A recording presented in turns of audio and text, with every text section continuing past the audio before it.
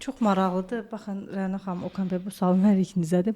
Məsəl üçün, Azərbaycan sahibkarları biz az öncə çağırış elədik ki, Türkiyədə forum olacaq, ora gəlsinlər. Okay, onlar aydındır. Onlar o foruma gəldikləri zaman hansı təkliflərlə ilk öncə gəlməlidirlər ki, bu Afrika üçün də daha cəlbedici olsun?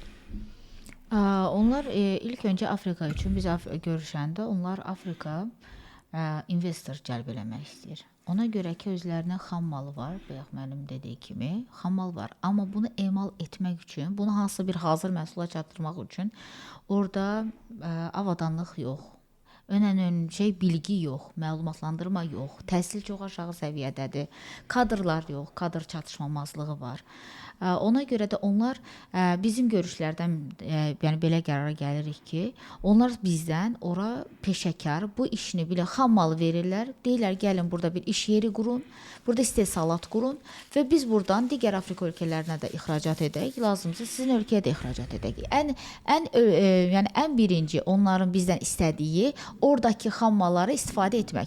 Bayaq dediyi kimi müstəmləkə ölkələri olduğu üçün oradan o məhsullar sadəcə ixrac olunub digər Avropaya, misal üçün orada emal olunub Avropa üçün satılıb, Avropa üçün yararlı olubdu. O Afrika ölkələri üçün yararlı olmayıbdı. Amma onlar öz xam mallarını, öz təbii ehtiyatlarını özləri üçün istifadə etməsini istəyirlər. Bayaq bildirdiyimiz kimi qazan-qazan prinsipindən çalışmaq istəyirlər ki, sən öz mənfəətini götürəcəksən, mənim üçün iş yeri açacaqsan, mən burada kadrların daha da təkmilləşməsi baş verəcəkdir. Yəni bunun bizdən istədikləri budur. Siz bilirsiniz ki, Azərbaycanda, misal üçün mən çox istəyərdim, bizim böyük bir mebel sənayecilərimiz var, mebel istehsalımız var və Azərbaycan mebeli bugün bir çox ölkələrə, bir 10-a yaxın ölkəyə ixrac edir.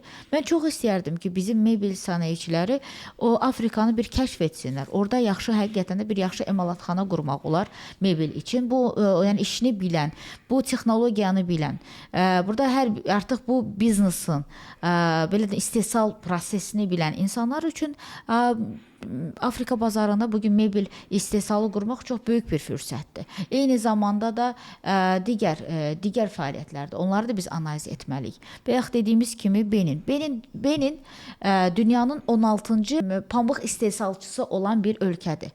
Təsəvvür edin. Ümumiyyətlə Afrikanın torpaqlarının işlənməmiş torpaqları dünyanın 60% işlənməmiş torpaqlarını təşkil edir.